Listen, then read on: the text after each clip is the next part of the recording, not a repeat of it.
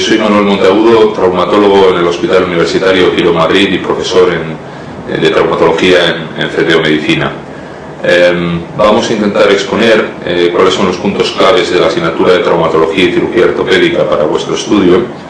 Es importante hacer una introducción explicando que la asignatura de traumatología es especialmente rentable en el estudio. Es una asignatura bastante lógica, requiere poco espacio de memorización y, como veis en la imagen, todos los años caen unas 9 a 13 preguntas MIR, lo que hace una asignatura interesante dentro de la campana de Gauss de distribución de las asignaturas. En cualquier asignatura es importante saber qué se pregunta más, tener una distribución de cuáles son las preguntas más habituales, y en esa distribución es importante, como veis, recordar que las fracturas suponen cerca de la mitad de las preguntas en el histórico MIR, y dentro de las fracturas, como veis en el siguiente esquema, las complicaciones suponen la mitad de las preguntas de fracturas. Luego el estudio de la asignatura necesariamente tiene que ser asimétrico. Vamos a dedicar mucho más tiempo a estudiar fracturas y complicaciones de las fracturas que otros temas como sistema nervioso periférico o tumores. Este primer bloque de fracturas, a efectos prácticos y didácticos, vamos a dividirlo en tres partes. En una primera parte veremos generalidades de las fracturas, en una segunda parte veremos complicaciones de las fracturas, que, como hemos dicho, supone una parte importante de las preguntas en el histórico de exámenes, y al final de este bloque de fracturas veremos fracturas por localización. Repasaremos cuáles son las fracturas más importantes y cuáles son los datos más importantes también a recordar de ellas para el estudio. Empezamos viendo generalidades de las fracturas. Aunque todos imaginamos una fractura como el resultado de un traumatismo de alta energía, no todas las fracturas son así. Las fracturas de alta energía requieren un traumatismo violento para su producción. Casi siempre las vemos en contextos como accidentes de tráfico, accidentes laborales, accidentes deportivos, y como característica importante de las fracturas de alta energía tenemos dos cosas que debéis recordar. Primero, la conminución. Son fracturas multifragmentarias precisamente por ese traumatismo de alta energía. Esta conminución casi siempre se asocia a un desplazamiento de los fragmentos, y tenéis que recordar que siempre que hay un desplazamiento de los fragmentos es necesario plantear una cirugía para restituir otra vez la anatomía del hueso. Por tanto, las fracturas de alta energía debéis asociarlas a conminución y a necesidad de cirugía. Hay un segundo tipo de fracturas, que son las fracturas de estrés o de fatiga. Estas fracturas son consecuencia de traumatismos de repetición sobre un hueso que es normal. Cualquiera podemos tener una fractura de estrés o de fatiga si sometemos a nuestros huesos a una actividad fuera de lo común. El ejemplo típico de estas fracturas de estrés o de fatiga son las fracturas que tienen lugar en los pies, en los metatarsianos, consecuencia de una marcha enormemente exigente en una persona que no está habituada. Típicamente las fracturas de fatiga se manifiestan con mucho dolor inicial. El paciente viene diciendo que tiene mucho dolor en un pie, aunque, como veis, inicialmente la radiografía simple es completamente normal en las primeras semanas. El hueso sufre un proceso interno de lesión similar a la fatiga que se produce en la anilla de una lata de refresco cuando la doblamos muchas veces y acabamos rompiéndola. Y es 3-4 semanas más tarde cuando hacemos una nueva radiografía y, como veis ahí, se ha producido un callo de fractura. Ese callo de fractura nos confirma que se ha producido una fractura de estrés. Podríamos hacer un diagnóstico más precoz haciendo una resonancia magnética. El tratamiento de estas fracturas es conservador, analgesia, reposo, y suelen curar sin secuelas. Hoy día, como veis aquí, el mecanismo productor más frecuente de fracturas de estrés en nuestro entorno es el Camino de Santiago. Típico, y con esto podéis recordar el ejemplo de personas que hacen una marcha para la que no están habituados, vienen con mucho dolor, ya han pasado dolor durante la actividad, y cuando vienen a nuestras consultas, 2-3 semanas después de haber acabado la marcha, ya tienen en la radiografía una fractura de estrés. Por último, el tercer tipo de fracturas que vamos a considerar son las fracturas que llamamos patológicas. Por definición, una fractura patológica es aquella que asienta sobre un hueso enfermo, un hueso débil, un hueso que no tiene una resistencia normal. Hay dos subgrupos de fracturas patológicas que debéis recordar. Las primeras, las de causa metabólica, y dentro de ellas la más frecuente son las fracturas por osteoporosis, fracturas que se llaman también por fragilidad. Otras muchas enfermedades metabólicas pueden originar fracturas de estrés. Un ejemplo típico también es la enfermedad de Payet, que hace huesos más gruesos, más toscos, pero también más frágiles, menos elásticos. Y hay un segundo tipo de fracturas patológicas que son las tumorales, cada vez más frecuentes, cada vez vivimos más años, cada vez tenemos más posibilidades de padecer un tumor, y en estas fracturas, como veis en la imagen, vienen pacientes a urgencias que sin un traumatismo importante, una caída banal, tienen una fractura, y al hacer una radiografía vemos que la fractura se asienta sobre un tumor, sobre un hueso que está carcomido y que está apolillado. Recordad que la primera sospecha diagnóstica ante una fractura patológica en un tumor sin ningún estudio previo, tenemos que pensar en una metástasis de otro primario. Veremos más adelante en el apartado de tumores más cosas sobre esto.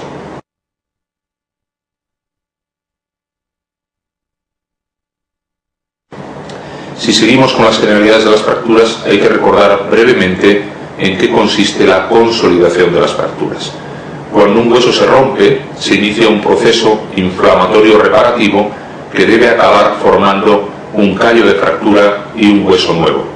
El hueso es el único tejido que forma un tejido exactamente igual en forma y en resistencia al que se ha roto. Y esto es una buena cosa porque sabemos que si nos recuperamos bien de una fractura, tendremos un hueso con una resistencia normal en un futuro. Hay muchos factores que influyen en la consolidación. Hay que ser práctico respecto a esto, no hay que estudiarse listas de factores largas porque se nos van a olvidar. Tenemos que ser prácticos. Si nos dicen qué va a consolidar antes, una fractura en un anciano de 93 años que tiene hipoproteinemia, que tiene osteoporosis, que lleva 10 años tomando corticoides por una enfermedad obstructiva pulmonar, que está encamado, que lleva mucho tiempo sin caminar, o en una persona joven de 20 años sin ninguna patología. Bueno, pues todo el mundo pensamos que evidentemente la persona joven va a consolidar más rápido y sin incidencias, y el anciano tendrá muchos problemas. Cualquier patología de base, la edad avanzada, medicaciones crónicas, sobre todo corticoides y citostáticos por algún proceso tumoral, frenan el proceso inflamatorio reparativo de la consolidación. Si tenéis que completar esto o complementar con alguna otra cosa, recordad dos datos más. La movilidad en el foco de fractura es mala para la consolidación. El movimiento rotatorio, el movimiento de cizallamiento, el movimiento de distracción o separación van a ser perjudiciales para la formación del callo de fractura. El único movimiento positivo a priori es la compresión axial moderada. Si juntamos los dos extremos de hueso, y tendremos más posibilidades de tener una unión más precoz. Y por último, en este apartado de generalidades, recordad algo que está hoy muy de moda, como son los factores de crecimiento. Las proteínas que estimulan la formación de hueso se van conociendo cada vez mejor, ya están sintetizadas para poderlas inyectar en algunos pacientes seleccionados, y esto es fácil de recordar. Cualquier factor de crecimiento, proteína que os pongan relacionado con la consolidación, en general va a favorecer la consolidación. No es obligatorio aprenderse todos los nombres, algunos de ellos os acabarán sonando, como las BMPs, que son las proteínas morfogenéticas del hueso, B en inglés es bone, que es hueso, y todas ellas van a favorecer o estimular la consolidación ósea.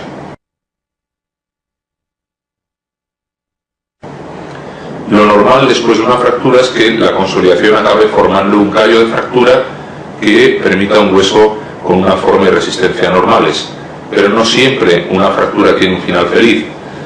Hay una posibilidad de que esto no vaya bien, y es que el hueso no una, que el hueso no consolide. Cuando llevamos 3 meses desde la producción de una fractura y el hueso no ha consolidado, tenemos que hablar formalmente de ausencia de consolidación. También lo podemos conocer con el nombre de pseudoartrosis. A efectos prácticos de estudio y de examen, tenéis que asimilar los dos términos, ausencia de consolidación y pseudoartrosis, como equivalentes. pero en la vida real hablamos de pseudoartrosis cuando un paciente tiene una fractura no consolidada de muy larga evolución, y hablamos de ausencia de consolidación cuando la fractura viene de 6 meses atrás sin consolidar. A los 6 meses de producción de una fractura, si no ha habido consolidación, tenemos que hablar de ausencia de consolidación. A los 3 meses hablamos de retardo, pero biológicamente el hueso todavía tiene posibilidades de hacer una consolidación normal. Cuando llevamos esos 6 meses y el hueso no ha consolidado, el paciente tiene movilidad en el foco de fractura, impotencia funcional en la extremidad y habitualmente dolor también a utilizar la extremidad. Tenemos que plantear que hay que hacer algo para solucionar el problema, y ese algo necesariamente tiene que ser una cirugía de rescate. Podemos distinguir 2 tipos de ausencias de consolidación: la ausencia de consolidación atrófica y la ausencia de consolidación hipertrófica. Y vamos a ver en 2 ejemplos a qué nos referimos con cada una de ellas. En esta diapositiva podéis ver en la imagen de la derecha una fractura diapfisaria de húmero que no ha consolidado. En vuestra imagen de la izquierda, en la imagen de la izquierda podemos ver una fractura de tibia y peroné que no ha consolidado. Pero hay muchas diferencias entre una y otra.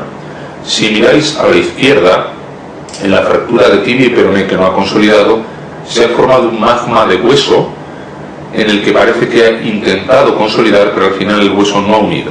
Ese paciente que lleva 6 meses de evolución desde su fractura, tiene dolor, se mueve el foco de fractura y tenemos que plantear hacer algo. ¿Por qué hemos llegado a esta situación? Cuando hay un hueso hipertrófico, cuando se ha hipertrofiado el foco de fractura, hablamos de ausencia de consolidación hipertrófica. Y tenéis que asociar este tipo de ausencia de consolidación con exceso de movilidad en el foco de fractura. No ha habido una correcta inmovilización, el foco de fractura ha estado moviéndose durante todo el proceso reparativo. Cada vez que el hueso intentaba unir con el otro extremo de hueso, se movía, se rompían los puentes de colágeno, vuelta a empezar con todo el proceso, y eso nos ha llevado a tener un hueso en el que no ha habido una fractura, en el que no ha habido callo de consolidación. ¿Qué tenemos que hacer en las ausencias de consolidación hipertróficas por un exceso de movilidad? El tratamiento quirúrgico a realizar no implica abrir el foco de fractura. El foco de fractura está sano, de hecho ha sido capaz de formar hueso. De ahí esa imagen en campana o en pata de elefante que veis en la imagen. Pero lo ha formado hacia los lados, no puenteando la fractura. Y en este caso lo que debemos buscar es quietud, dejar absolutamente quieto el foco de fractura. Y para eso utilizamos un clavo intramedular. El clavo nos da la estabilidad suficiente como para conseguir una consolidación de la fractura. A la derecha tenéis un ejemplo con final idéntico pero distinta génesis. Tenemos una fractura de húmero y veis como ya la imagen radiológica es muy diferente. Los extremos del hueso están afilados y no ha habido ningún intento de formar callo en esa zona. Precisamente porque los extremos están atróficos, este tipo de ausencia de consolidación se llama o se conoce como ausencia de consolidación atrófica.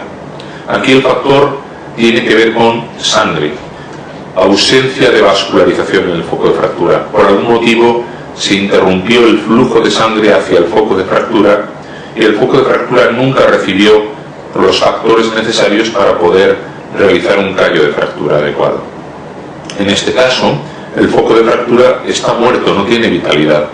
Aquí sí que hay que plantear abrir, tratar el foco de fractura, quitar los extremos de hueso muerto y en ese hueco que nos queda entre extremo y extremo, cuando ya tenemos hueso sano, intercalamos habitualmente un fragmento de cresta ilíaca del propio paciente para poder estimular todavía más la consolidación. Y a ese montaje, extremo sano y fragmento de cresta ilíaca, ponemos una placa con tornillos para dar estabilidad y permitir que el paciente pueda mover pronto. Este tipo de ausencia de consolidación atrófica recibe también el nombre de avascular, precisamente haciendo mención a su génesis. Hay unos términos que os tienen que sonar dentro de las generalidades de las fracturas, y estos términos que os tienen que sonar son 3 palabras que tenéis ahí resaltadas, que son el osteogénico, osteoinductor y osteoconductor. Cuando necesitamos estimular la formación de hueso bien en una fractura que va lenta o que no consolida, o bien en una persona que tiene un tumor o que tiene un defecto óseo por algún motivo, podemos acudir a varias cosas que estimulen la formación local de hueso. La palabra osteogénico, si la analizamos, hace mención a osteo, que es hueso, génesis es formación, el inicio de las cosas. Un injerto osteogénico, que es el injerto ideal, sería la medalla de oro en la formación de hueso, corresponde a la cresta ilíaca. La cresta ilíaca es el injerto ideal cuando necesitamos formar hueso en algún sitio. La cresta ilíaca contiene células madre, células pluripotenciales y todos los factores necesarios para formar hueso. Recordad, por ejemplo, que los trasplantes de médula ósea se toman de la cresta ilíaca. El donante cede células de su cresta ilíaca, pues la cresta ilíaca va a ser una mina biológica para formar hueso. Lo segundo mejor es una sustancia que sea osteoinductora. Inducir es estimular a alguien a hacer algo. Las sustancias osteoinductoras son todas las familias de factores de crecimiento, de proteínas que estimulan la formación de hueso. Quizá las más conocidas, porque ya disponemos de ellas para poderlas inyectar en pacientes seleccionados, son las proteínas morfogenéticas del hueso, las BMPs. ¿Cómo actúan estas proteínas? Actúan haciendo una especie de dopaje de los osteoblastos. Estamos estimulando a los osteoblastos para trabajar a mucha más velocidad y mayor rendimiento de lo habitual para formar más hueso en menos tiempo. Por eso se conocen como sustancias osteoinductoras. Y el tercer término que os tiene que sonar dentro de las generalidades son las sustancias osteoconductoras. Las sustancias osteoconductoras funcionan conduciendo la formación de hueso nuevo. Por ejemplo, si quitamos un tumor de un fémur y nos quedamos con un hueco de 15 centímetros de fémur sin cubrir, por mucha cresta ilíaca que le pongamos, no vamos a ser capaces de puentear ese defecto. Tampoco tendría sentido echarle unas jeringas de factores de crecimiento porque no van a formar hueso. Y lo que hacemos es recurrir a lo que conocemos como aloinjertos, los injertos de banco de huesos procedentes de cadáver, que sí nos permiten medir, tallar e introducir un injerto que pueda cubrir ese defecto. Cuando ponemos un injerto, ponemos una placa y tornillos para estimular que se una al hueso sano del receptor. ¿Y cómo funciona ese injerto? Ese injerto va a funcionar conduciendo, estimulando la conducción de hueso sano del receptor a través del aloinjerto. Cuando vamos siguiendo la evolución de estos pacientes, conforme pasan los meses de evolución, vemos que crece hueso nuevo de los dos extremos sanos del huésped, que va poco a poco englobando todo el aloinjerto. Llegará un momento en que ese hueso nuevo acabe lisando, acabe comiéndose el aloinjerto y formando un hueso nuevo que será del receptor del huésped y eliminando ese aloinjerto. Luego el aloinjerto ha tenido una función muy importante en la estimulación, en la conducción y la formación de ese hueso nuevo del huésped.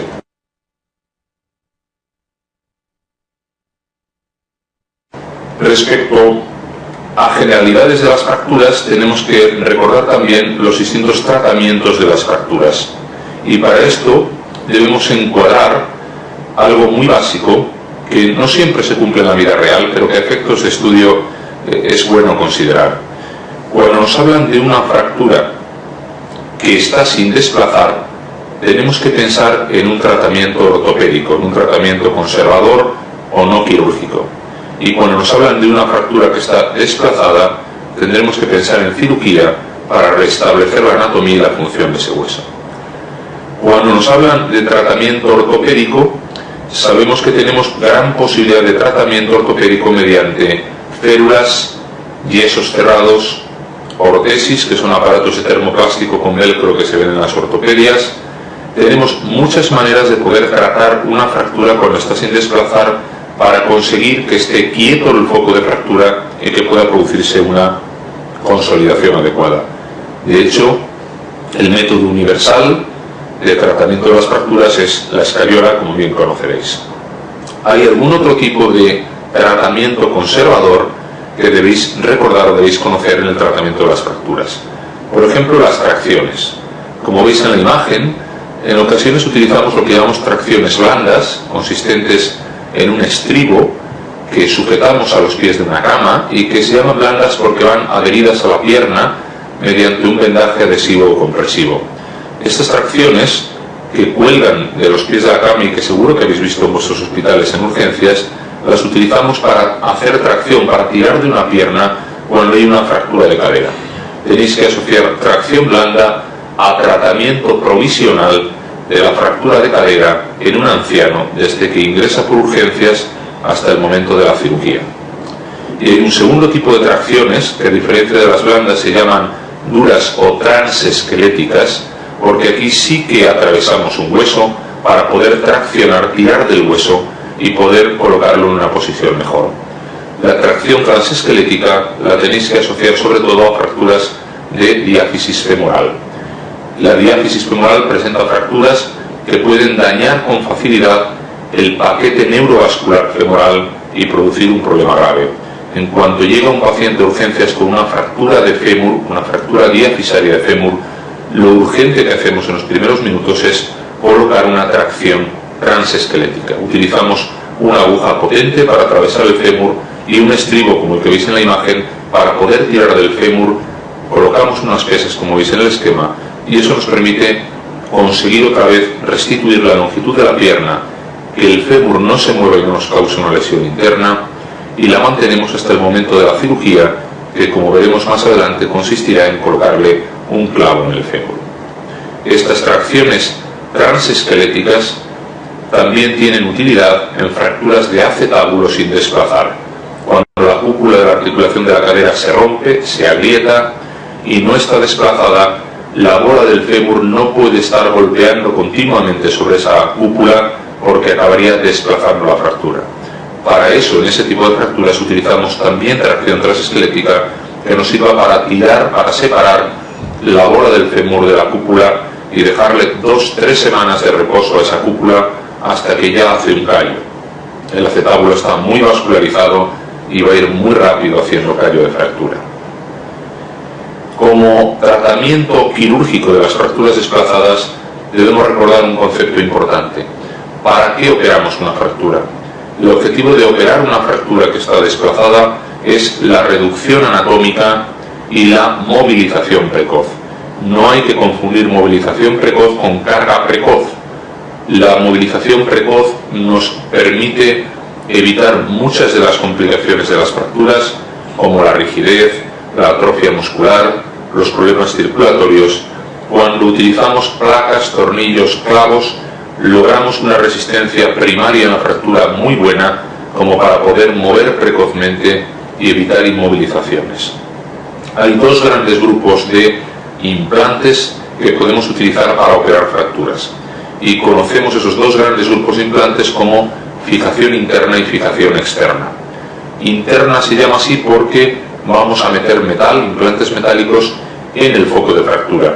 Sin embargo, en la fijación externa utilizamos implantes a distancia del foco de fractura.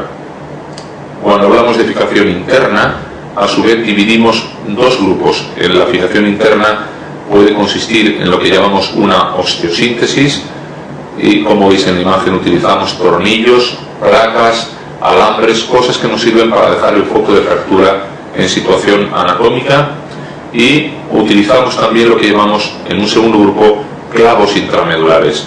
Los clavos intramedulares nos permiten el tratamiento de las fracturas diafisarias desplazadas, sobre todo fémur y tibia, que son con mucho las más frecuentes en los accidentes. Estas fracturas desplazadas diafisarias vamos a poderlas tratar con un clavo por dos motivos. Primero, la medular del hueso es hueca, nos permite meter clavos. La medular recupera después de un enclavado sin problemas, no hacemos ningún daño biológico, y además tenemos la ventaja de poder utilizar ese andamiaje interno. El clavo es muy resistente, hacemos unas incisiones muy pequeñas para poder meter el clavo en el hueso, y la morbilidad asociada a esta técnica es mucho menor que la asociada a placas y tornillos. La fijación externa la utilizamos cuando no es conveniente poner metal en el foco de fractura. Y esto es especialmente cierto cuando tenemos fracturas abiertas graves con alto riesgo de contaminación e infección del foco de fractura.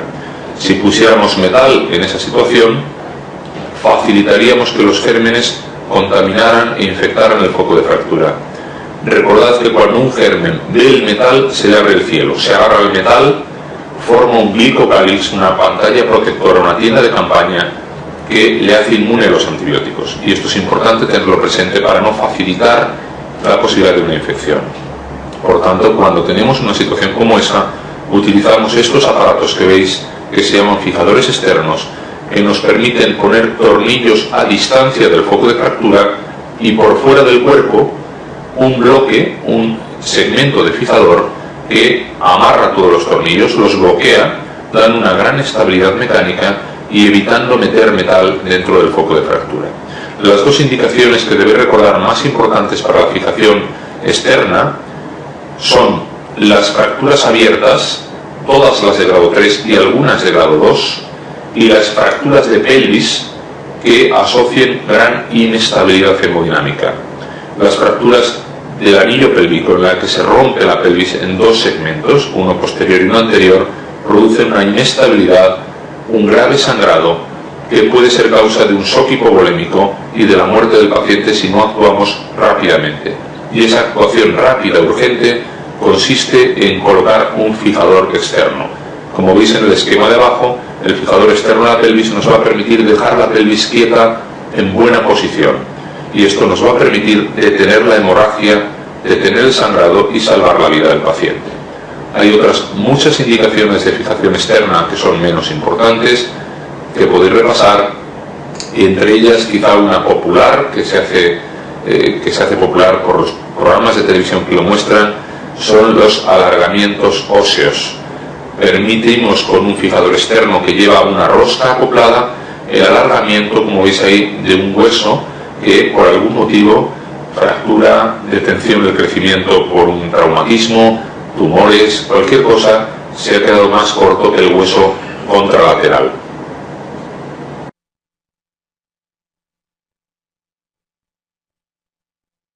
Las fracturas, hay algunos tipos de fracturas que requieren necesariamente cirugía, y es importante saber que las fracturas abiertas siempre requieren tratarlas en quirófano para poder limpiar el foco y poder hacer el tratamiento que corresponda. Aunque algunas fracturas abiertas no desplazadas podamos luego tratarlas con escayola, pero el tratamiento de limpieza inicial siempre debe hacerse en quirófano.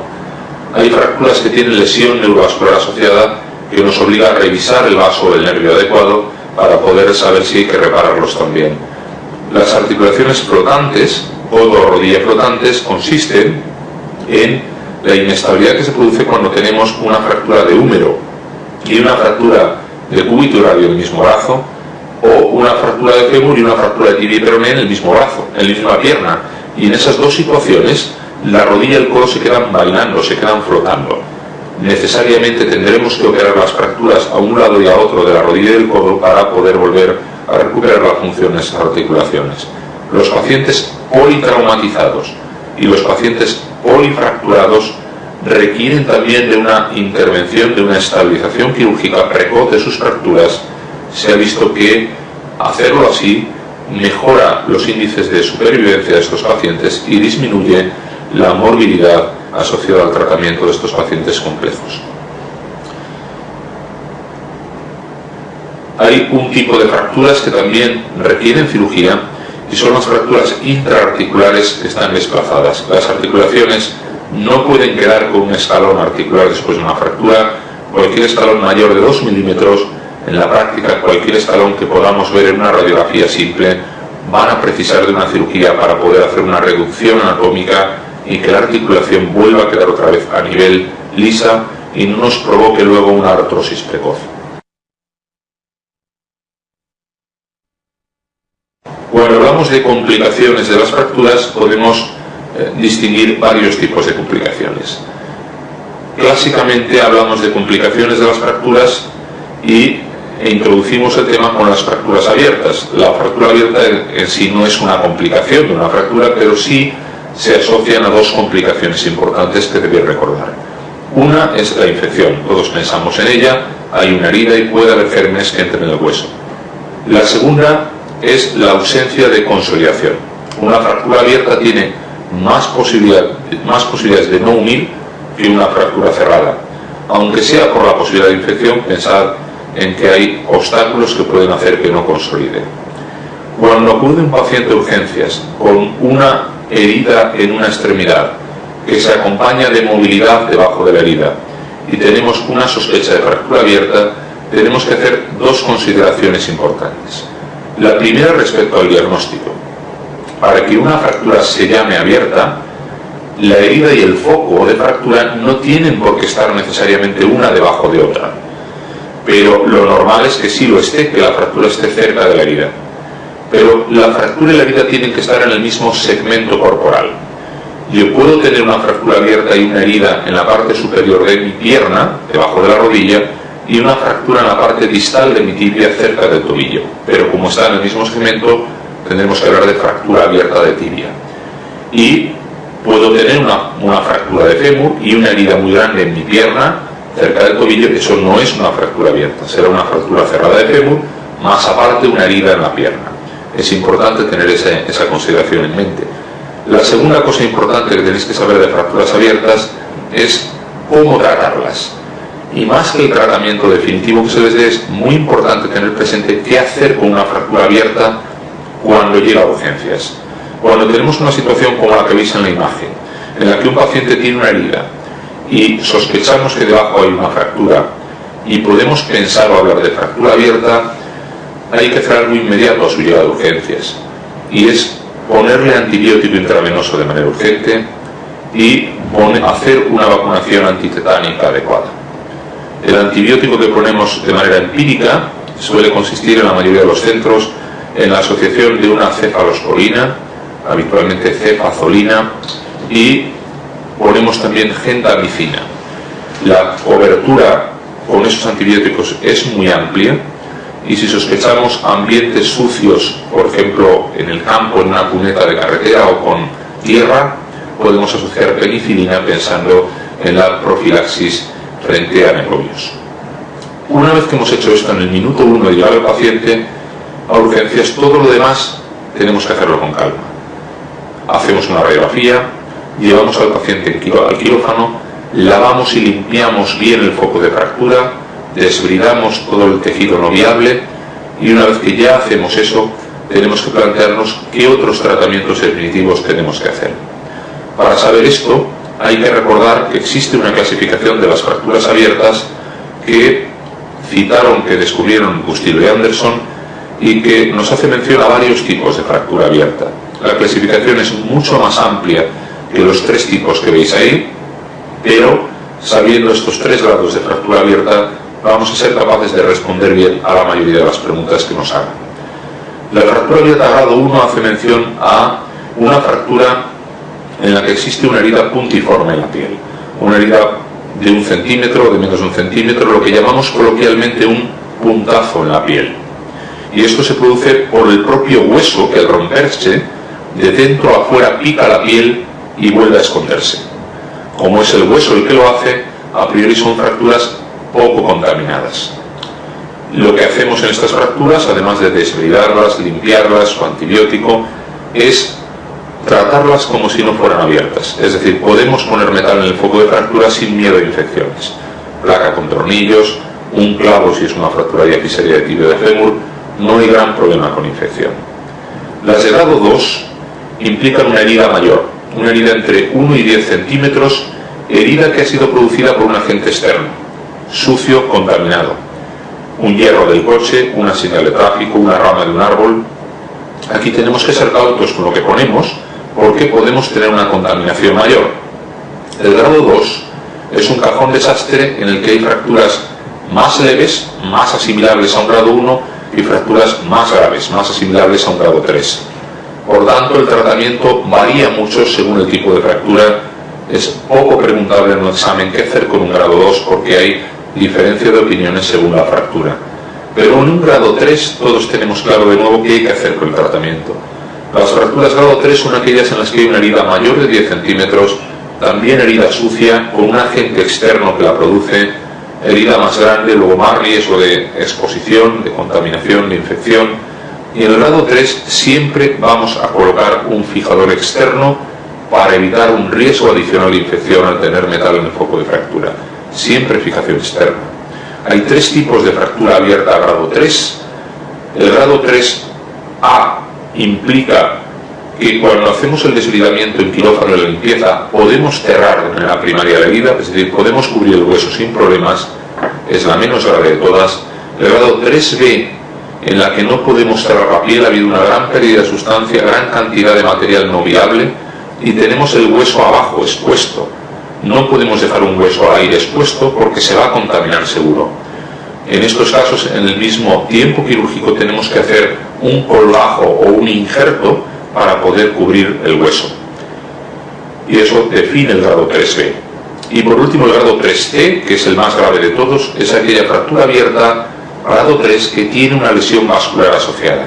Podréis decir, bueno, ¿y porque se haya roto o se haya seccionado la arteria tibial posterior o tibial anterior en una fractura de tibia abierta, eso lo hace muy grave? Pues lo va a hacer la fractura especialmente grave, porque si falta el aporte vascular, aunque sea una hora hasta que el cirujano vascular repara el vaso o hace un bypass y vuelve a funcionar la vascularización, durante ese tiempo no ha llegado sangre al foco de fractura, aún más incidencia de infección posible, los anaerobios sin sangre van a hacer fiesta y van a colonizar todo el foco, y además mayor riesgo de una ausencia de consolidación atrófica o vascular si no llega sangre al foco de fractura.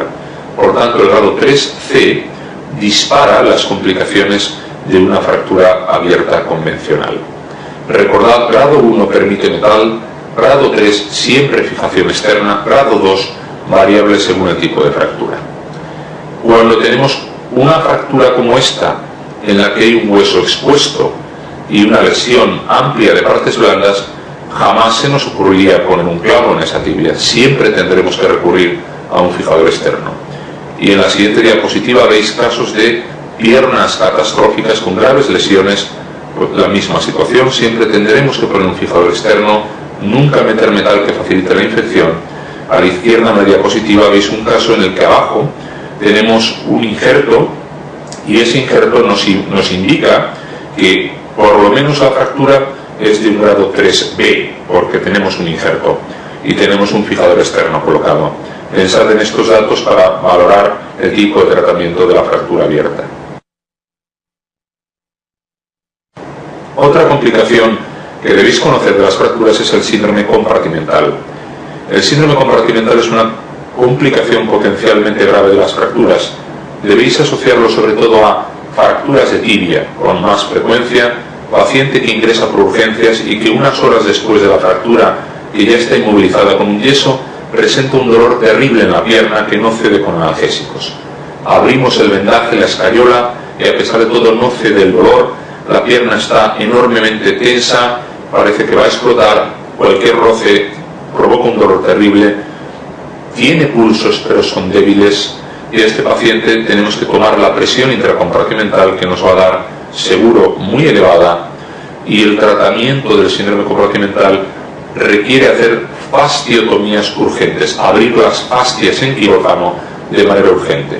Y hay que hacerlo de manera urgente, porque si demoramos esa fasciotomía vamos a poder tener dos complicaciones temibles del síndrome compartimental. La primera, la atrofia y la necrosis muscular en el segmento afecto. Nos van a dar las temibles contracturas isquémicas, como por ejemplo la contractura isquémica del Volkmann, que tenéis una foto en el manual, en la que hay una retracción de toda la musculatura flexora del antebrazo. Nos va a dejar un brazo, o en el caso de una tibia, una pierna, con una estética mala, pero sobre todo inservible, no funcional, además con muy difícil rescate. La segunda complicación sistémica posible si no abrimos un compartimental a tiempo es el fracaso renal. Se produce una salida masiva de mioglobina del músculo hacia la circulación que puede acabar cargándose el túbulo renal, necrosis tubular aguda, insuficiencia renal aguda, que puede incluso llegar a ser refractaria e incluso, como algunos casos que hemos conocido, acabar en diálisis y trasplante renal. Luego, el síndrome compartimental es una urgencia, una emergencia quirúrgica. Si se desarrolla de madrugada, hay que abrir la pierna de madrugada a hacer las fasciotomías. Las fasciotomías permiten que el músculo vuelva otra vez a recuperar, la presión intercompartimental al abrir las fascias ya disminuye, el músculo al que no le llegaba sangre por la circulación muscular vuelve a recibir sangre y vuelve a recuperarse. Y 24 o 48 horas después de hacer las fasciotomías, vuelve a llevarse al paciente al quirófano para el tratamiento definitivo de la fractura, que si es una fractura de tibia desplazada, por ejemplo, requerirá colocarle un clavo de tibia a ese paciente.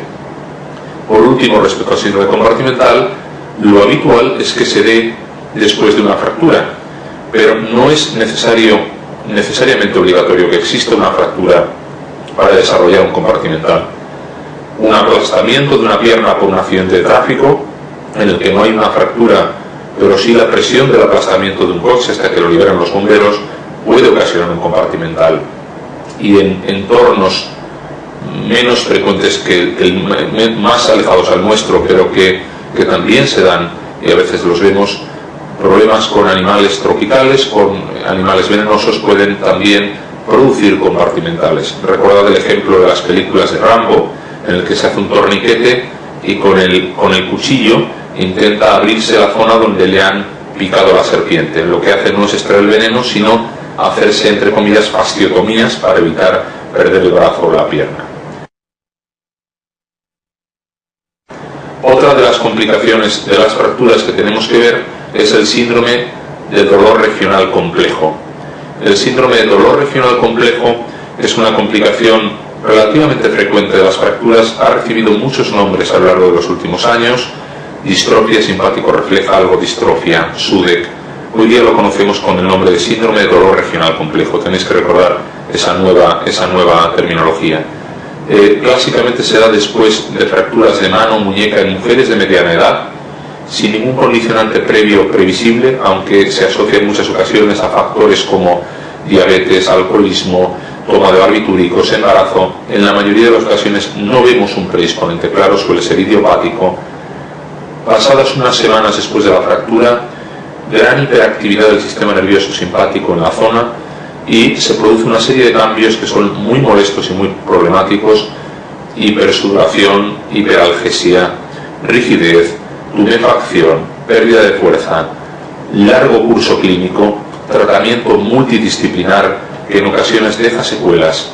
Se pasa en diferentes fases de evolución, pero lo más importante a recordar es que el dolor está presente en todas las fases, y por eso se llama síndrome de dolor regional complejo en la nueva terminología. El tratamiento consiste en intervención rehabilitadora, medicación, bloqueos por la unidad de dolor. En casos resistentes a todo se puede llegar a hacer una simpatectomía química o quirúrgica para eliminar esos ganglios simpáticos que han enloquecido y que no responden a ningún tratamiento. Igual que en el síndrome compartimental, puede haber un síndrome de dolor regional complejo sin fractura, con un esguince, con una contusión, aunque recordad como ejemplo más frecuente fracturas de mano y muñeca en mujeres de mediana edad. Ese es el retrato robot típico.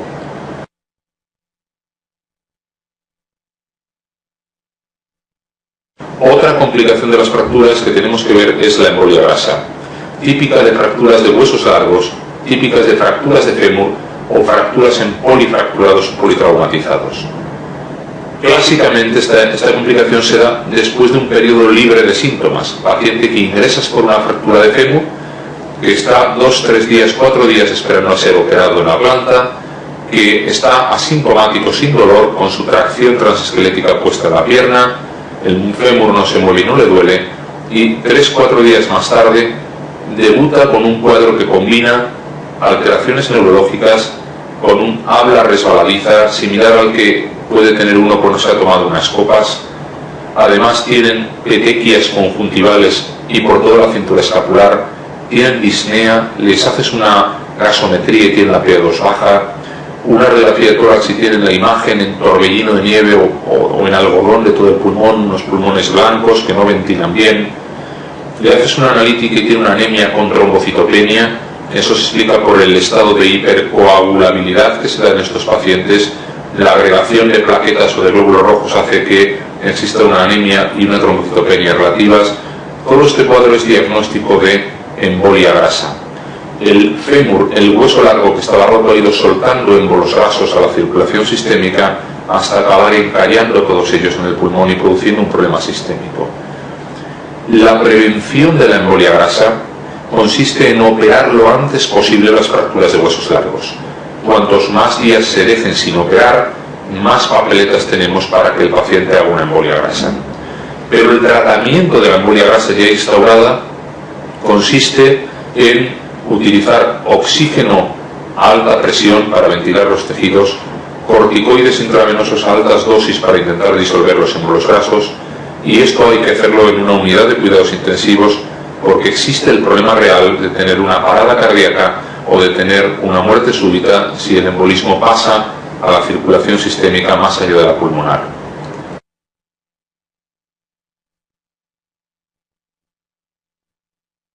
La última complicación de las fracturas que vamos a ver en este bloque es la necrosis. La necrosis la consideramos después de una fractura cuando se interrumpe la vascularización que llega a un segmento del hueso. No todos los huesos tienen la misma vascularización. No veremos nunca necrosis, por ejemplo, en las falanges o en los metacarpianos de las manos, porque tienen una gran red vascular, pero sí hay 4 localizaciones de hueso que son especialmente sensibles a sufrir necrosis después de una fractura. 2 en los miembros superiores, las cabezas de los húmeros y los escafoides carpianos, y 2 en los miembros inferiores, cabezas femorales y astrágalos. Esas son las 4 localizaciones sensibles para cuando tenemos una fractura poder tener riesgo de necrosis. Debemos recordar sobre esto que cuanto más tiempo pase desde una fractura hasta la estabilización de esa fractura, bien sea por escayola o bien por una cirugía, más riesgo de necrosis tenemos. Es decir, estas 4 localizaciones nos exigen urgencia para poder estabilizar las fracturas, porque de lo contrario vamos a ganar muchas papeletas para que un hueso nos haga una necrosis. Globalmente tenéis que recordar que de estas 4 localizaciones, por frecuencia global y con mucha diferencia, va a ser la cabeza femoral, como veis ahí, la que más riesgo tiene de necrosis. La necrosis puede diagnosticarse por radiografía, el hueso está más esclerótico, más oscuro, o de manera más precoz con una resonancia magnética. Y en el caso de ser dolorosa, requiere en muchas ocasiones una cirugía. En el caso de las cabezas de los húmeros y de los fémures, la opción más adecuada habitualmente es la sustitución protésica, y en el caso del astrágalo y del escafoides carpiano, en ocasiones hacemos rescates con injerto, y en últimos extremos, cuando todo va mal, podemos hacer una artrodesis, una fusión con los huesos vecinos.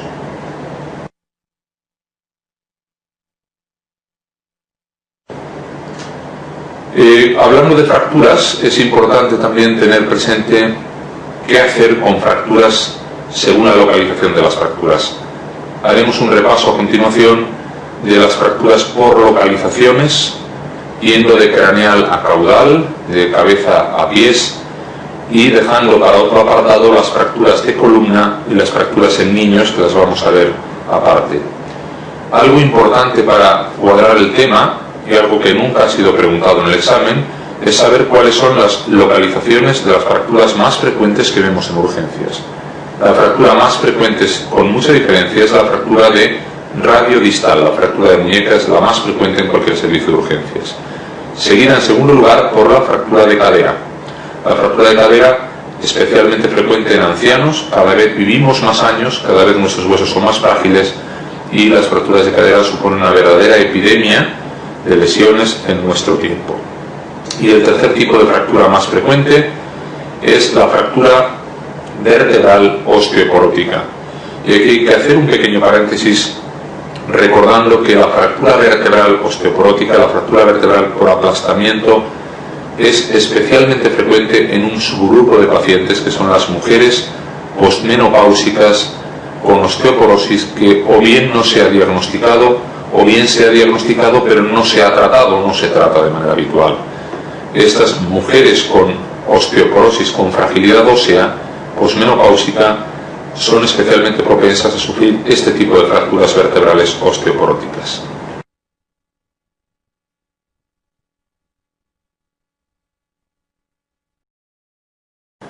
Si vamos de arriba abajo, vamos a ir dando detalles rápidos de qué tenéis que saber de cada fractura por localización. Empezamos por las fracturas de clavícula.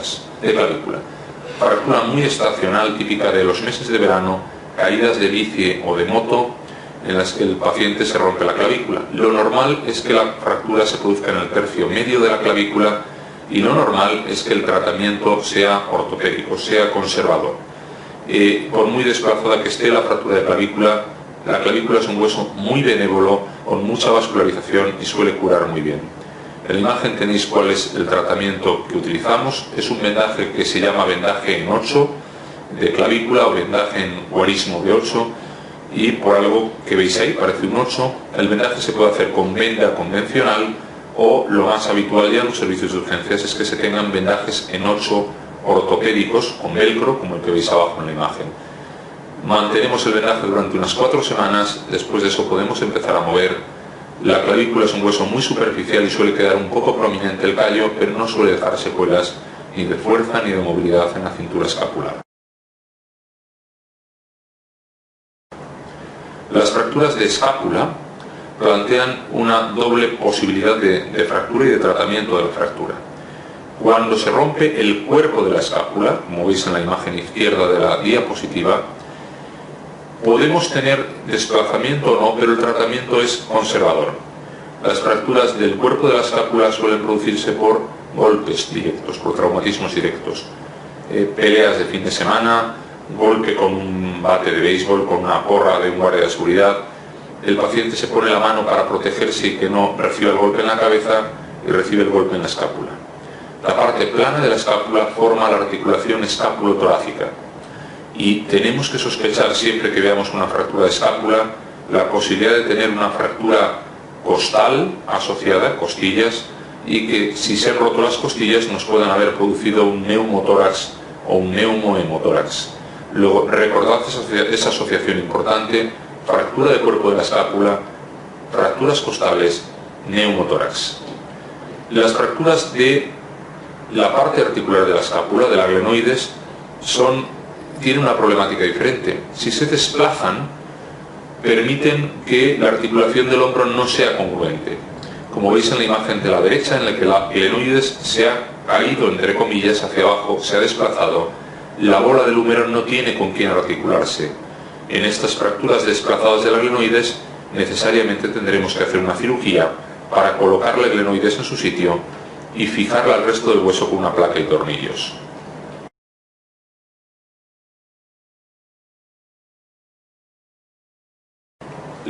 Las fracturas de húmero proximal presentan un gran lío cuando uno las estudia. Hay muchas clasificaciones de estas fracturas. La clasificación de Neer, en 1, 2, 3, 4 fragmentos. La edad influye, es diferente si es un paciente joven o un paciente mayor.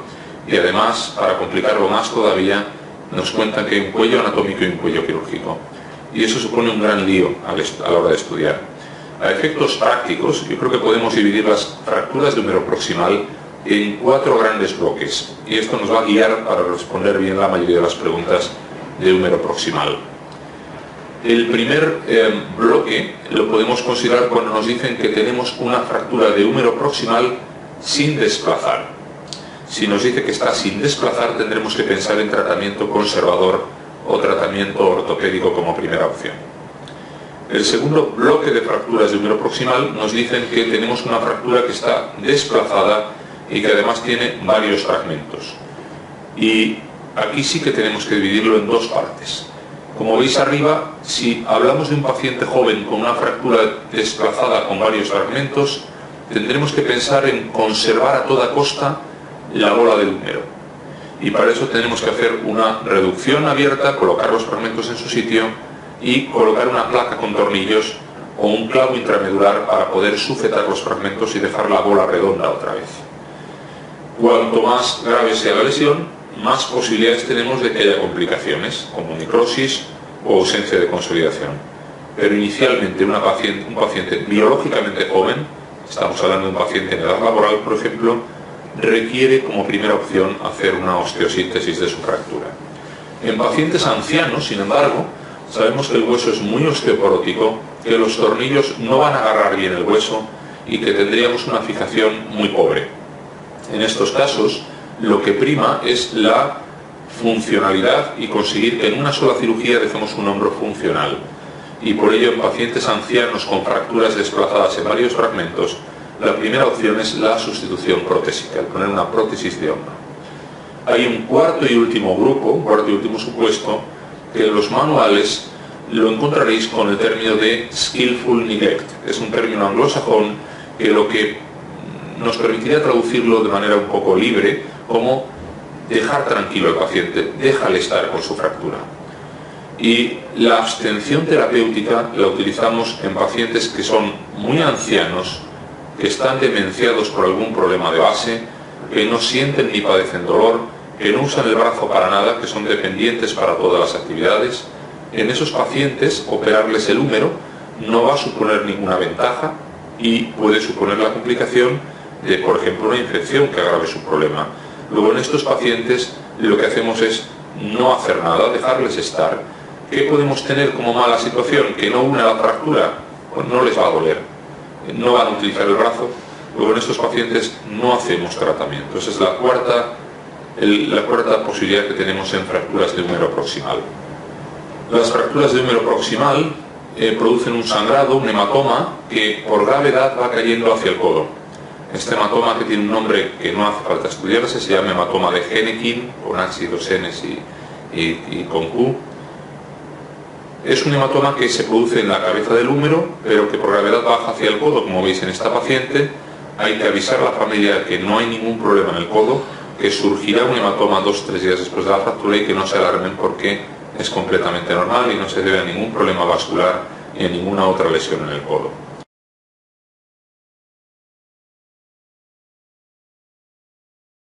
En esta pregunta nos plantean qué hacer con una fractura de húmero proximal desplazada en un paciente joven, biológicamente joven, 60 años es biológicamente joven.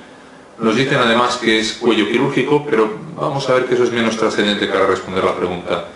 En la primera opción nos dicen ignorar conscientemente la fractura, skillful neglect. Pero hemos visto en la explicación del texto, de la materia, que eso solo lo hacemos en personas de edad avanzada, que tienen una demencia, que no sienten ni padecen. Luego esa no la vamos a considerar como correcta. En la respuesta número 2 nos propone una prótesis de hombro. De nuevo hay que descartarla porque es un paciente biológicamente joven. Otra cosa es que si se complica lo que debemos hacer, el tratamiento correcto, pueda necesitar en un futuro una prótesis, pero nunca de entrada en un paciente joven. En la tercera respuesta nos plantean la lesión del radial como la más frecuente en este caso. Recordad que alrededor del hombro es la lesión del nervio axilar o circunflejo la que puede darnos mayor frecuencia de problemas, habitualmente mediante una neuroapraxia, de recuperación espontánea. La respuesta 4 nos plantea que el tratamiento de elección es la reducción abierta y fijación interna.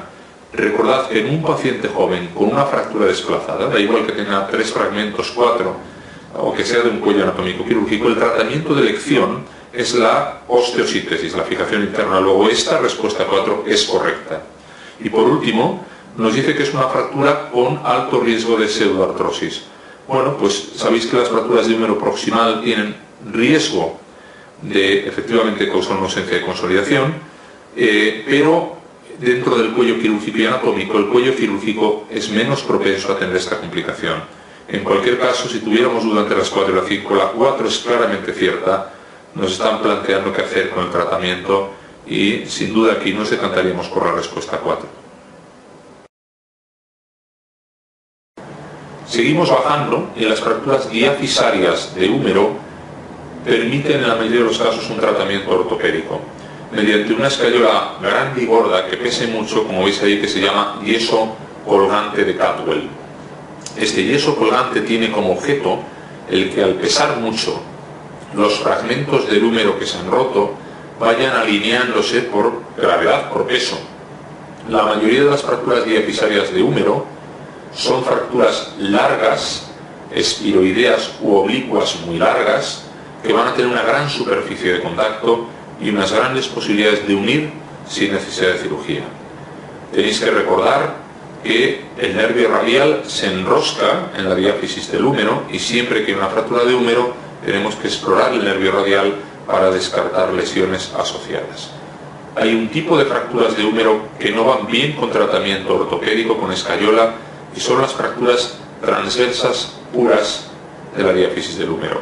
Al tener muy poca superficie de contacto, menos posibilidades de unir, menos posibilidades de quedarse quietas con una escayola, el paciente viene muchas veces a los 2 o 3 días a inmovilizarle diciéndote: doctora, doctor, esto de dentro se me mueve, esto no se me engrana a mí. Es decir, que no hay una estabilidad en el foco de fractura. Y en estos casos de fracturas transversas puras, recurrimos a un clavo de húmero para poder fijarlas y poder ayudar a la estabilidad y a la consolidación de estas fracturas. Las fracturas en torno al codo, supracondilias de húmero, supraintercondilias de húmero, tienen 2 características importantes. Al tener una gran musculatura anclada, por ejemplo el bíceps, el tríceps, hay muchos músculos que se anclan alrededor del codo, lo habitual cuando se produce una fractura es que se desplace. Luego, si se desplaza, si está desplazada, tendremos que pensar en cirugía. Pero es que además hay otro agravante también. El codo es una articulación, y esto es compartido con la rodilla, que si dejamos mucho tiempo inmovilizada, más de 4 o 5 semanas, nos va a crear una gran rigidez. Para evitar una rigidez de codo que podríamos tener si dejáramos una fractura enyesada muchas semanas, tenemos que pensar también en cirugía. La cirugía, como veis en la imagen, consiste en utilizar placas, tornillos, para poder dar estabilidad a la fractura que hemos reducido anatómicamente. Ese montaje de implantes nos debe permitir también que a las 3-4 semanas podamos empezar a mover el codo, hacer rehabilitación para poder evitar la rigidez articular. El antebrazo es un segmento corporal de gran trascendencia cara a nuestras actividades de la vida diaria. Sabéis, como veis en el esquema, que está formado por el cúbito y el radio, por una membrana interósea y por 2 bisagras, la articulación radiocubital proximal y la distal, que nos permiten un movimiento clave para nuestra vida diaria, que es la pronosupinación. La pronosupinación es fundamental en la mayoría de las actividades que hacemos: actividades laborales, actividades de higiene personal, actividades deportivas, actividades de ocio, las que podéis pensar. Es fundamental mantener la pronosupinación. Y esto nos lleva ya a una consideración de entrada. Cualquier fractura de antebrazo tiene que quedar reparado de manera perfectamente anatómica para no perder pronosupinación. Si una fractura queda más angulada, queda más acortada, vamos a tener serios problemas con la pronosupinación y vamos a perder una gran parte de función de nuestro miembro superior. Por eso, muchas de las fracturas que vamos a ver requieren cirugía. Las fracturas de la diáfisis de cúbito y radio en el adulto se desplazan prácticamente siempre, requieren cirugía mediante osteosíntesis, como veis en el esquema. La fractura de la cabeza del radio es la fractura más frecuente del antebrazo, producida por una caída con el brazo en extensión. El paciente viene presentando dolor a punta de dedo en la zona externa del codo, y al hacer una radiografía vemos que tiene una fractura de la cabeza del radio. Hay 3 tipos de fracturas de la cabeza del radio. En los manuales tenéis la clasificación de Mason, tipo 1, tipo 2 y tipo 3. La tipo 1 es una fractura sin desplazar, tratamiento ortopédico. La tipo 2 es una fractura desplazada. Como veis en el esquema de abajo, si hay un escalón articular, aunque no tengamos ni idea de fracturas, dan ganas de abrir, coger una pinza, colocarlo en su sitio y dejarlo ahí unido en su sitio. Eso es lo que hacemos en la vida real. Abrimos, colocamos el fragmento en posición y colocamos un tornillo que sirve para dejarlo en su sitio y que el paciente pueda mover pronto para poder no hacer una rigidez de codo. El tipo 3 consiste en la fractura conminuta, fractura estallido de la cabeza del radio. Cuando abrimos en ese tipo de fracturas el codo para intentar tratarlas, el panorama es desolador, porque tenemos un montón de fragmentos pequeños que no podemos sujetar ni coger con tornillos y que nos es imposible sintetizar. Y en estos casos tenemos 2 opciones de tratamiento. Si el paciente es anciano y tiene muy poco requerimiento funcional, leer el periódico, jugar la partida de cartas y coger una bolsa ocasionalmente, lo que hacemos es quitar la cabeza del radio, hacemos una extirpación de los fragmentos y dejamos que el paciente viva sin cabeza del radio. ¿Se puede vivir sin cabeza de radio? Sí, se puede hacer una vida relativamente normal sin cabeza de radio, siempre que no exijas demasiado tu antebrazo. En una persona joven, si le quitamos la cabeza del radio y empieza a hacer vida activa con su brazo, pasará un tiempo, pero vendrá a la consulta diciendo que tiene dolor en la muñeca. Y esto se produce porque cuando quitamos la cabeza del radio en una persona joven, se produce una migración proximal del radio, como veis en el esquema que tenéis a la derecha. El radio, que ya no tiene tope arriba porque le hemos quitado la cabeza del radio, asciende, y la radio cubital distal en la muñeca se luxa progresivamente y aparece dolor en la muñeca. Esta combinación de lesiones, fractura conminuta de cabeza del radio y luxación de la radio cubital distal por ascenso del radio, se conoce con el nombre de fractura luxación de Essex-Lopresti. ¿Y qué hacemos si en un paciente, o bien en agudo teniéndolo todo, o bien en diferido, o le hemos quitado la cabeza del radio, tenemos un problema en la muñeca? El tratamiento en pacientes jóvenes de la fractura conminuta de la cabeza del radio consiste, como veis en la imagen, en colocar una prótesis de cabeza del radio. La prótesis de cabeza del radio nos permite que la radio cubital proximal funcione otra vez, nos permite recuperar la longitud original del radio para evitar que la muñeca nos dé un problema en la radio cubital distal. Para acabar con las fracturas del antebrazo, recordad que en el antebrazo hay dos fracturas que combinan también luxación: la fractura luxación de Montegia y la fractura luxación de Galeazzi. La fractura luxación de Montegia asocia dos lesiones que son todas proximales, cerca del codo: fractura de cúbito proximal y luxación de la cabeza del radio, de la radio cubital proximal. Y la fractura de luxación de Galeazzi asocia dos lesiones que son distales: fractura de radio distal, luxación de la radio cubital distal. Importante considerar una cosa respecto al tratamiento en estas dos lesiones. En los dos casos hay que hacer una cirugía, y si veis este esquema, estas radiografías, vais a entender bien el porqué de lo que hay que hacer en estas lesiones. Arriba tenéis una fractura de luxación de Montegia, fractura de cúbito y luxación de la radio cubital proximal. ¿Verdad que parece que el cúbito al romperse ha empujado hacia arriba el radio y lo ha sacado de su sitio? Pues esto es lo que sucede en la vida real. El tratamiento en estos pacientes consiste en, bajo anestesia, abrir el cúbito, que queda muy subcutáneo, colocar dos pinzas que nos permita reducir el hueso roto y colocarle una placa con tornillos al cúbito. Cuando tenemos esa placa con tornillos colocada, como veis abajo, miramos con el aparato de rayos en quirófano a ver cómo está la disposición de la lesión, y nos llevamos la sorpresa grata que la cabeza del radio ha vuelto sola a su sitio. Se ha reducido espontáneamente la luxación de la radio cubital proximal. Y esto mismo es aplicable al Galeazzi en la muñeca. Luego, ¿qué tenéis que sacar de conclusión con esto? Cuando hay una fractura de luxación de Montegia o de Galeazzi, lo que hay que reparar, lo que hay que operar es la fractura. La luxación se reduce sola y no hay que hacer nada especial con ella una vez reparada la fractura.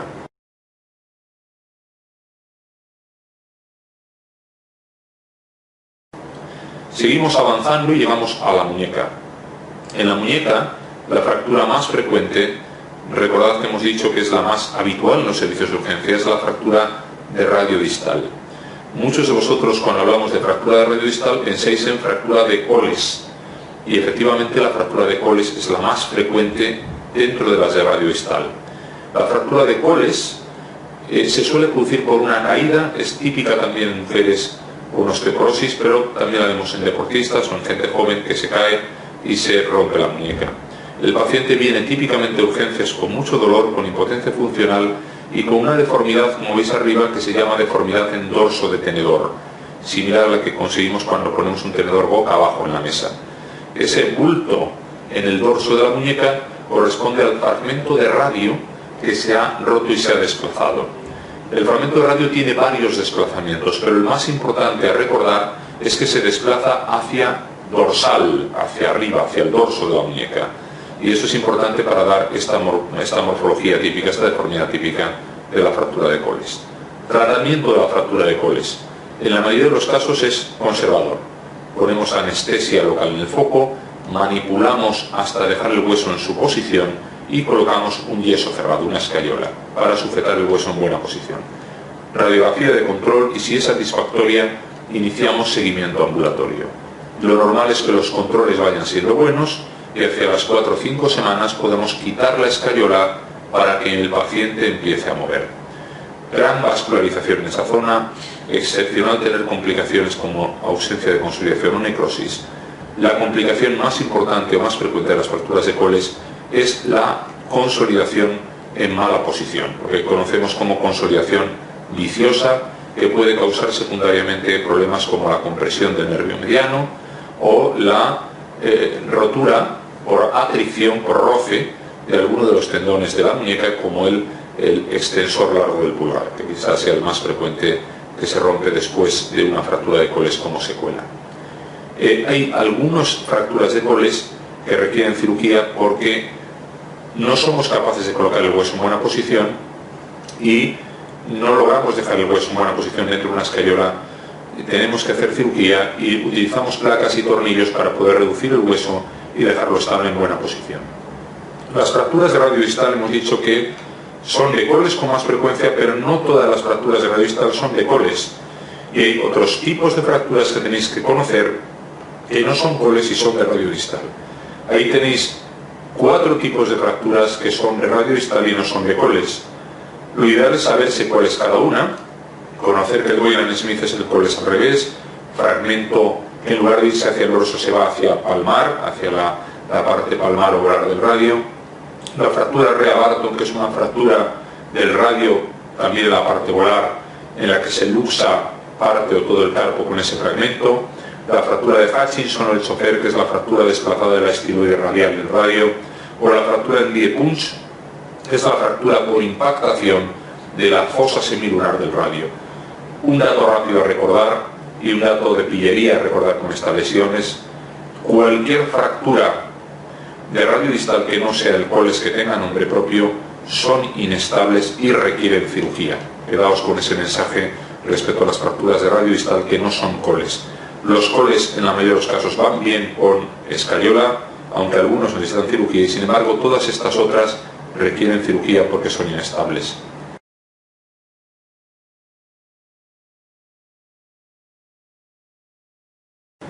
Las fracturas de escafoides carpiano se pueden tratar con escayola cuando no están desplazadas, pero si están desplazadas requieren cirugía. Recordad que en cualquier caso siempre tenemos riesgo de necrosis avascular y de ausencia de consolidación avascular o atrófica. Estas dos complicaciones van a ir de la mano en esos huesos en los que hay una vascularización precaria que hemos citado antes. Cuando tenemos un paciente que se ha caído y le duele la tabaquera anatómica, podemos tener 2 situaciones. Una, que veamos la fractura el mismo día de la caída, en cuyo caso habrá que hacer un tratamiento u otro. Segunda, que hagamos una radiografía y no veamos nada roto. Cuando tenemos un paciente con este cuadro, lo que hacemos es inmovilizarle un par de semanas y decirle que no se ve nada roto, pero que cuando duele el escafoides hay que hacer una vigilancia a las 2 semanas. A las 2 semanas le quitamos la escayola. Si el escafoides no duele y la radiografía sigue siendo normal, habrá sido un esguince de muñeca y el paciente puede hacer vida normal. Pero hay veces que sigue doliendo el escafoides y que al hacer una radiografía vemos, como la imagen de la izquierda, que hay una fractura que empieza ya a vislumbrarse en la cintura del escafoides. Le hemos hecho el tratamiento correcto desde el principio porque ha estado inmovilizado. Es una fractura que será sin desplazar y habrá que prolongar la inmovilización. A veces largo tiempo, hasta 2 meses, 2 meses y medio, hasta que acabe consolidando. Hueso con poca sangre, hueso de lenta consolidación. Cuando la fractura está desplazada de inicio, lo que hacemos es una osteosíntesis. Abrimos, colocamos los 2 fragmentos en su sitio y utilizamos un tornillo, como veis abajo a la derecha, para poder unir los 2 fragmentos y que el hueso consolide. Si el escafoides nos hace una necrosis o una ausencia de consolidación, tendremos que hacer una cirugía de rescate, que consistirá en abrir el escafoides, tratar el foco de ausencia de consolidación y colocar un injerto que estimule la formación de hueso nuevo en ese escafoides.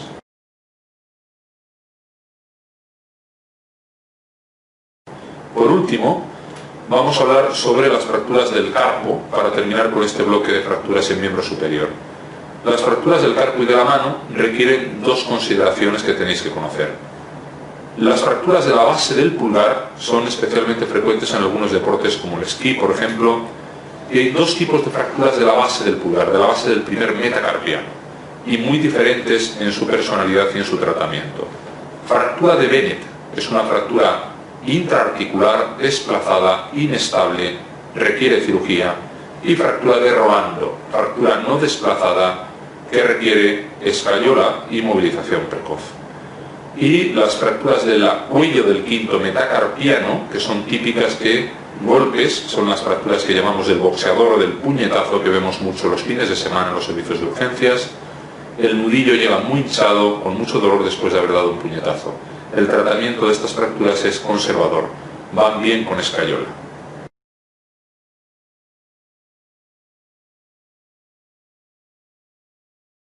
Iniciando el bloque de fracturas de miembro inferior, tenemos que empezar hablando de fracturas de pelvis.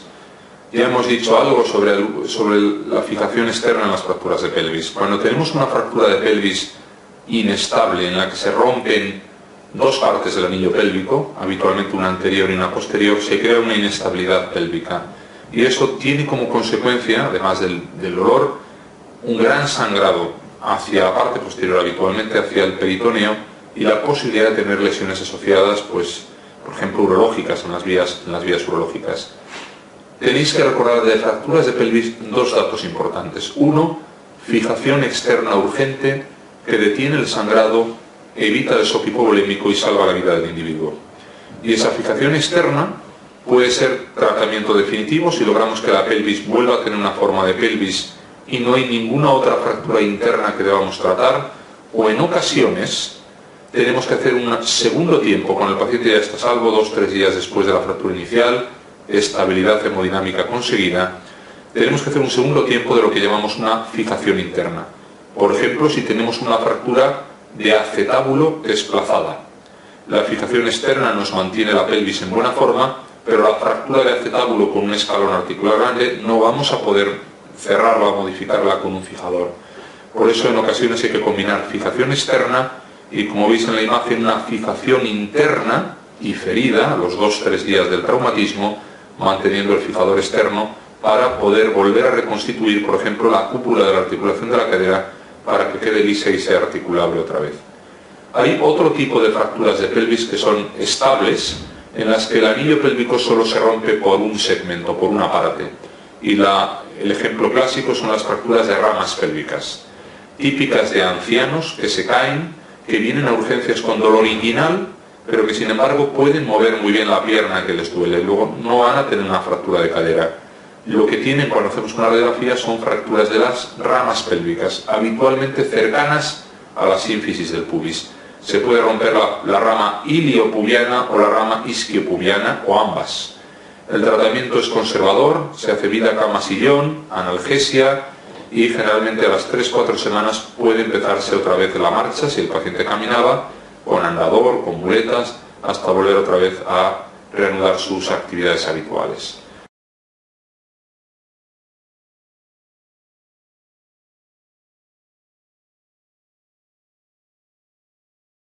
No hay que confundir las fracturas de ramas con las fracturas de cadera. Estas sí que son un problema serio y son un problema epidemiológicamente importante en nuestro entorno. Cada vez vivimos más años, cada vez los pacientes llegan a unas edades más avanzadas con más actividad, huesos más frágiles, caídas, y en esas caídas es frecuente que se produzcan fracturas de cadera. Como generalidades de las fracturas de cadera, tenéis que recordar que una fractura de cadera en un anciano supone un problema importante para su morbi y mortalidad. Recordad como dato importante que 1/3 de los pacientes que se rompen la cadera no van a poder sobrevivir más allá de un año desde la fractura de cadera. Es decir, que la mortalidad al año de la fractura de cadera relacionada con problemas asociados a la fractura de cadera es de en torno al 33%. Eso es un dato muy serio y muy importante. Son muchas veces pacientes además polimedicados, pluripatológicos. Lo más importante en una fractura de cadera es intentar intervenirlas lo antes posible para poderles sentar y movilizar lo antes posible y poder devolverles lo antes posible a su entorno previo. Eso sí se ha demostrado disminuir la morbimortalidad en fracturas de cadera. Estos ancianos, cuando tienen una fractura de cadera, la abstención terapéutica, el no hacer nada, no lo contemplamos como opción habitual, porque si dejamos a un anciano encamado con una fractura de cadera, va a tener dolor, no se va a dejar asear, va a haberle que poner una sonda o un pañal. La sonda nos puede dar problemas de infecciones, habitualmente por E. coli, sepsis. Si está encamado se suelen producir úlceras por decúbito escaras. Si está encamado pueden producirse con más facilidad aspiraciones, neumonías aspirativas, neumonías que además son nosocomiales porque están ingresados en un hospital o una residencia. Luego todo esto da lugar a un mal final. Siempre que viene un anciano con una fractura de cadera, hay que intentar operarle para restablecer lo antes posible su vida previa. Hay dos grandes grupos de fracturas de cadera, las fracturas intracapsulares y las fracturas extracapsulares. Y son diferentes tanto en la personalidad de la fractura como en el tratamiento, como vamos a ver ahora. Las fracturas intracapsulares reciben también el nombre de subcapitales. Suelen producirse por debajo de capitis, que es la cabeza del fémur, por el cuello femoral. Y por el cuello femoral pasan los vasos que van a dar el riego a la bola del fémur. Si con la fractura se interrumpen los vasos sanguíneos, riesgo de necrosis en la bola del fémur y riesgo de ausencia de consolidación en la fractura. Luego, el problema que tenemos en una fractura intracapsular es un problema biológico de sangre. Hace unos años, una de las preguntas MIR hacía mención a este aspecto. Preguntaban que cuáles eran las dos complicaciones más importantes de las fracturas intracapsulares de cadera, y la respuesta adecuada era la necrosis y la ausencia de consolidación. Luego, recordad que como riesgo biológico tenemos que pensar en las fracturas intracapsulares. Las fracturas extracapsulares ya no plantean ese problema. La zona extracapsular de la cadera, región o macizo trocantéreo, y la zona subtrocantérea de la cadera tienen gran abundancia de vasos sanguíneos, muy buena vascularización, muchas inserciones musculares. El principal problema en las extracapsulares es un problema mecánico de estabilidad. Es la zona donde se anclan los músculos que nos permiten la marcha, nos permiten tirar de la cadera para caminar, y tenemos que restituir la anatomía otra vez para poder tener una marcha que sea estable. El tratamiento de las fracturas intracapsulares depende mucho de la edad del paciente. Esto es análogo a lo que hemos visto en las fracturas de húmero proximal. Si tenemos un paciente joven, y hablamos de biológicamente joven, edad laboral por ejemplo, el tratamiento de una fractura intracapsular de cadera consiste en la reducción y la osteosíntesis con tornillos canulados. Se llaman canulados porque esos tornillos van a través de unas agujas de metal que ponemos para reducir la bola en su sitio, la bola de la articulación. Y esos tornillos canulados nos permiten que la bola se quede en buena posición y se quede sujeta. ¿Cuándo hay que operar estas fracturas de cadera? Lo antes posible.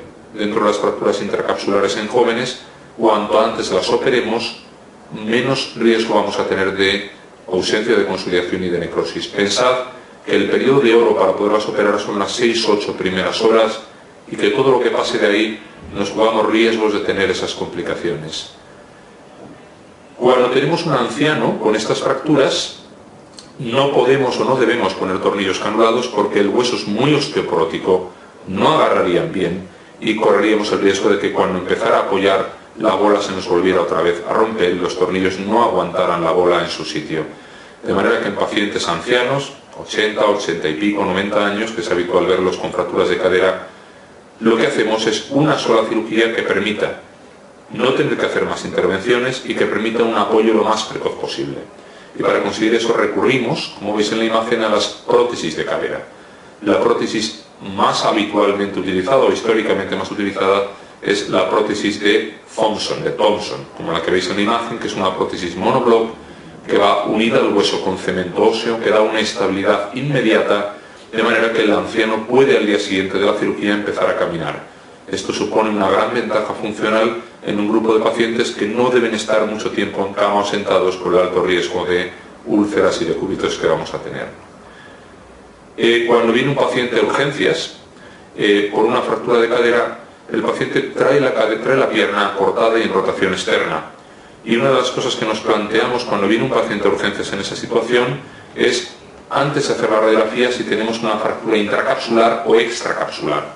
Existe una manera de intuirlo, como veis en la imagen, cuando existe un hematoma en la zona lateral del muslo, poco después de la producción de la fractura, tenemos que pensar que la fractura es extracapsular, porque el hematoma de la fractura difunde rápidamente a través de la musculatura y llega a hacerse rápidamente subcutáneo. Mientras que en una fractura intracapsular, el hematoma se queda dentro de la cápsula articular y tardará mucho más tiempo en poder salir al exterior o no saldrá al exterior en absoluto. El tratamiento de las fracturas extracapsulares es igual a cualquier edad, da igual que sea un anciano de 90 años o que sea un chico de 25 que se ha caído en un andamio trabajando. Y la dividimos en dos partes, las subtrocanterias y las pertrocanterias. A la derecha veis una fractura pertrocanteria cuyo trazo va de trocánter mayor a trocánter menor, y las fracturas pertrocanterias las tratamos con un aparato, un dispositivo que llamamos tornillo deslizante de cadera o tornillo dinámico de cadera. También es conocido, como veis abajo a la derecha, con el nombre de DHS. La D de dinámico, la H de hip, que es cadera, y la S de screw, que es tornillo. El DHS fue el primer dispositivo del que dispusimos para estas fracturas, y en alguna pregunta pues veréis el nombre de DHS para esto. El tornillo dinámico deslizante de cadera se llama así porque permite que el tornillo se mueva, deslice dentro del barrilete de la placa, de manera que se produzca un colapso controlado de la fractura. Esto estimula que cuando el paciente empieza a caminar, la fractura se encalle, se empotre y pueda favorecer la consolidación sin que se nos deforme en exceso. En las fracturas subtrocanterias, que son más bajas, son más caudales, la fractura se produce por debajo de la zona de los trocánteres. Y en esa zona podríamos utilizar un tornillo dinámico de cadera con una placa más larga, podríamos hacerlo, pero necesitaríamos abrir mucha pierna para hacerlo. Y para esto lo que hacemos es utilizar un clavo corto de cadera, como el que veis en la imagen, que lo conocemos también con el nombre de clavo tipo gamma, como la letra griega gamma, porque así se llamaba el primer modelo de clavo corto de cadera del que dispusimos para tratar estas fracturas subtrocanterias. En esta pregunta nos plantean qué hacer con una fractura intracapsular de cadera en un adulto joven. En este caso podemos recordar, por cómo nos plantean la pregunta, que existe una clasificación de las fracturas intracapsulares, que es la clasificación de Garden, que típicamente nos diferencia entre las fracturas no desplazadas e impactadas, las de grado 1 y 2, o las desplazadas, como son las de 3 y 4. En cualquier caso, y dejando un poco aparte el grado de clasificación de Garden, tenemos que recordar como regla general que en un paciente joven con una fractura intracapsular nunca debemos plantear prótesis de entrada. El tratamiento correcto será hacer una osteosíntesis con tornillos canulados. Si analizamos las respuestas posibles, veremos que en el número 1 nos dice que es muy probable que desarrolle una necrosis de cabeza femoral. No es realmente muy probable, existe esa posibilidad, pero si hacemos bien el tratamiento la posibilidad es afortunadamente escasa. La número 2 nos dice que la vascularización se habrá dañado con total seguridad, por lo que es frecuente una ausencia de consolidación. Cuando en cualquier respuesta os digan con total seguridad, con total certeza, siempre en todos los casos, pensad que es falsa. Es decir, puede haber una ausencia de consolidación, pero de nuevo no es habitual, en algunos casos la hay, pero no es lo frecuente. Luego esa tampoco puede ser cierta. En el tercero nos dicen que es el caso perfecto para un tratamiento conservador, porque al ser joven puede hacer bien la descarga, pero bueno, tenemos un problema, y es que si está impactada en valgo, está, entre comillas, sujeta en una especie de mantente mientras cobra ahí, tenemos que intentar estabilizarla para que el paciente pueda moverse, pueda mover la cadera y pueda en un futuro empezar a hacer un apoyo precoz. Y la mejor manera de estabilizarlo es con la cirugía, no con un tratamiento conservador dejando al paciente en cama 4 semanas. La 4 nos dice que el tratamiento debe ser la fijación con tornillos canulados, y esta sí es correcta en este caso. Y la 5 nos dice que hay que plantear una prótesis dada la edad del paciente. Esto también es falso. Paciente joven nunca prótesis de entrada. Si nos dijera la misma pregunta en un paciente de 90 años, podríamos valorar la prótesis como opción, pero no en el caso de este paciente. Las fracturas diafisarias de fémur se suelen producir en accidentes de tráfico o accidentes laborales. a veces de manera aislada y otras veces en el contexto de un paciente polifracturado o politraumatizado con más lesiones. Dos notas que debéis recordar sobre ellas. Primero, el alto riesgo de lesión neurovascular que tienen si no las inmovilizamos precozmente. De manera que en cuanto llegan a la urgencia, tracción transesquelética urgente para dejar el fémur en su posición original y que no se mueva. Los pacientes agradecen esto mucho porque se les quita el dolor, que es muy intenso antes de esta inmovilización. Y lo antes posible, para evitar una embolia gasa, tratarlas con un clavo de fémur, con un clavo intramedular. Esos son los dos detalles que tenéis que recordar sobre fracturas diafisarias de fémur. Fracturas alrededor de la rodilla. Como hemos dicho, alrededor del codo, son fracturas que tienen dos características. Muchas inserciones musculares alrededor, habitualmente se desplazan, y las que afectan a las articulaciones, como veis esta fractura en imagen de meseta tibial, de los platillos tibiales, además suelen producir desplazamientos grandes en la articulación. Por estos dos motivos debéis recordar que las fracturas supraintercondilias o supracondilias de fémur y las fracturas de mesetas tibiales, cuando se desplazan o afectan a la articulación y hay un escalón articular, debemos operarlas. Y hay que hacer una osteosíntesis con placas y tornillos que nos va a permitir una estabilidad suficiente como para poder mover pronto la rodilla. A las 2-3 semanas tenemos que empezar a hacer rehabilitación moviendo mucho la rodilla. Ojo, no cargando peso todavía, que tardará mucho más en estar sólido el hueso, pero sí moviendo para evitar la rigidez de rodilla, que es la complicación más temible. Las fracturas de diáfisis de la tibia suelen desplazarse casi siempre porque suelen ser consecuencia de traumatismos violentos. Traumatismos deportivos, todos habéis visto alguna imagen de fracturas en el fútbol, de tibia y peroné, o traumatismos en accidentes laborales o de tráfico. Si tuviéramos una fractura de tibia sin desplazar, podríamos tratarla con escayola perfectamente, pero cuando la tenemos desplazada hay que utilizar un clavo de tibia, como veis en la imagen, para poder estabilizar la fractura. Las fracturas en torno al tobillo plantean una de las lesiones más frecuentes en nuestro entorno, también frecuente en el ámbito deportivo, y cuando hablamos de fracturas de tobillo tenemos muchas clasificaciones posibles.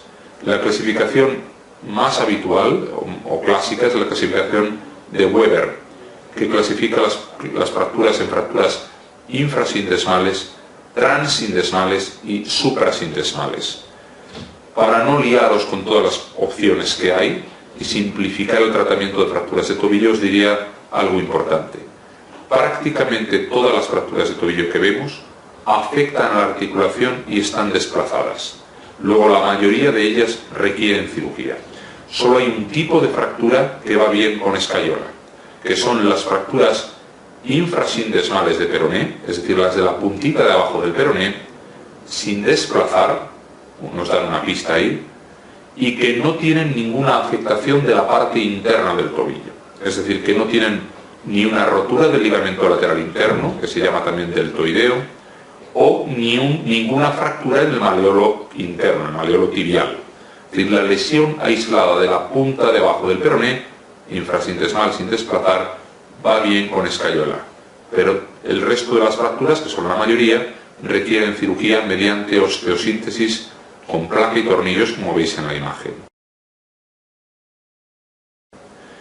Seguimos avanzando hacia abajo, fracturas de astrágalo. El astrágalo es un hueso que se rompe como consecuencia de un traumatismo brusco o bronco. Son fracturas que se conocen con el sobrenombre de la fractura del aviador, porque eran típicas de los antiguos aviones que aterrizaban, las avionetas de la Primera y Segunda Guerra Mundial, que aterrizaban y al aterrizar el aviador tenía que frenar con un freno de pie, de pedal. Si el aterrizaje era muy brusco y tenía el pie pisado, el golpe que se producía axial hacia arriba en el tobillo podía fracturarles el astrágalo. Si la fractura de astrágalo está sin desplazar, tratamiento conservador. Escayola, que suele ser prolongada, es un hueso con poca sangre y un hueso lento para consolidar. Si la fractura está desplazada, requiere lo antes posible hacer una reducción y una osteosíntesis con tornillos. Recordad que existe siempre un riesgo de necrosis y de ausencia de consolidación avascular en este tipo de fracturas, y eso hay que hacerlo constar, hacérselo saber al paciente. Las fracturas de calcáneo son consecuencias de caídas desde altura, habitualmente de caídas desde una escalera o desde un andamio, y el paciente al caer se cae de pie, es un traumatismo axial.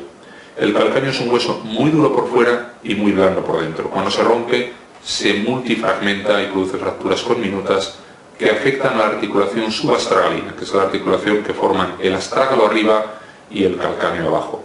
Cuando están desplazadas, que son la mayoría de los casos, requieren una cirugía para reconstruir el hueso y, sobre todo, reconstruir la articulación.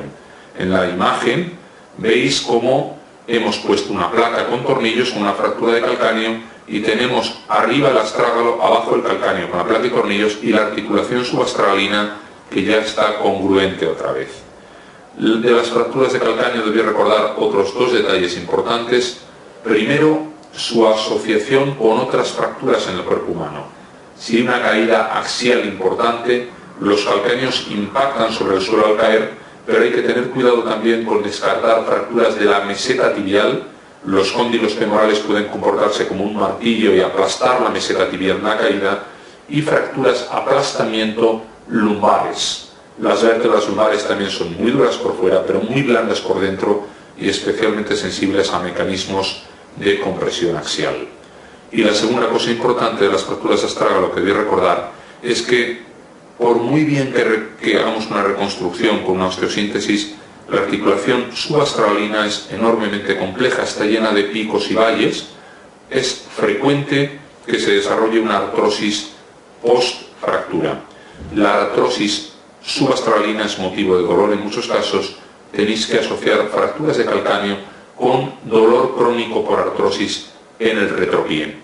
Y en casos de dolor limitante, recurrimos años más tarde a hacer una artrodesis, una fusión del astrágalo con el calcáneo, una artrodesis subastragalina.